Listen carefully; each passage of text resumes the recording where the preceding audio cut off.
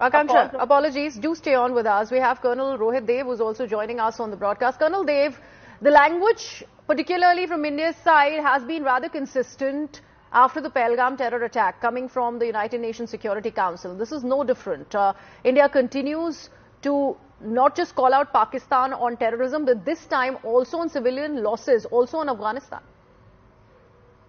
So I do not know from where Pakistan gets these, recurring ideas to take issues which are not its domain and try to interfere with the internal aspects of India.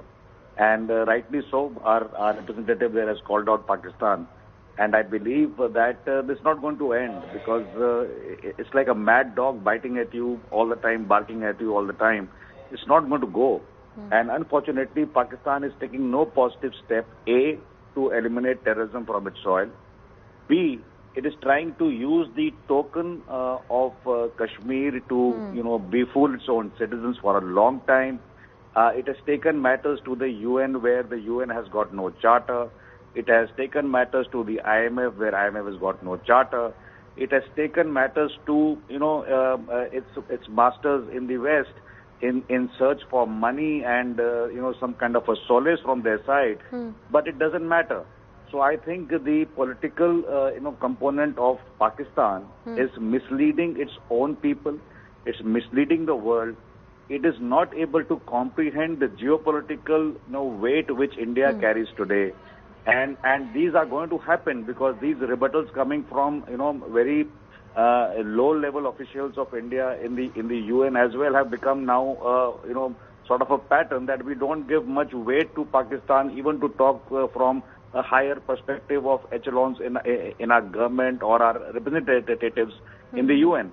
So Pakistan must understand that it has been reduced to such, rubbish in the geopolitical realm. And yet the antiques do not stop, Colonel Dev. I also want to understand the Afghanistan aspect, considering there was a very recent attack which was attributed to Pakistan, and that attack happened to be at a hospital that resulted in the loss of civilian lives of medical healthcare professionals in combat conflict zones. So all of that has also been made a mention of by India.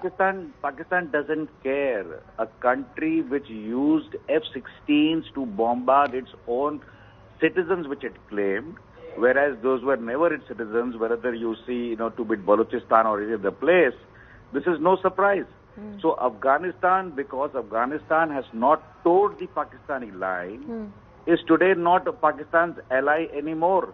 So good Taliban, bad Taliban is a passe. So what's happening is that Pakistan is taking out its own grudges. Pakistan also at the behest of the United States, which is seeking resources in the region, is trying to become, more than its capability, more than it can chew. It is trying to bite. And that biting is not going to, lead Pakistan into any kind of friendship with any other, neighboring country. It is going to alienate it further. So Afghanistan is same story. Pakistan does not care. It doesn't care for its own citizens. They kill their own citizens if they raise their voice. So what are we talking about Afghanistan? So it has taken time. It has taken 2.5 years, 3 years, for the world to realize, for India to realize and to be able to talk to Afghanistan. And I think today we are geopolitically at a platform where Afghanistan treats Pakistan as an enemy state. And that's a ground reality. So when that happens, Pakistan is a very bizarre, berserk-minded kind of, leadership who do not care. Okay. Asif Munir does not care if he has to kill 10,000 Afghanis in order to get some resource or please the United States or get some contraband farming done or something done in Afghanistan. He doesn't care. So these people are actually living for their, begging for alms and pen and getting personal favors from the Western powers. And that is the reality. You see the ground reality, and we just compare. You see a general of the Indian Army. He was on my show the other day, and he said he wants to make Aista Zindagi kind of a cafe after retiring. Whereas there is no Pakistani Major General who does not have a franchisee of a McDonald's. Okay. So these are harsh realities. These people are puppets in the hands of foreign Right, criminals absolutely. who But don't the fact care that about their own country. they have become a rogue nation and they're still functioning, how much of really can they go ahead and pull that string is the big question. But Colonel Dev, thank you so much for joining us and sharing your perspective on this story that we are tracking.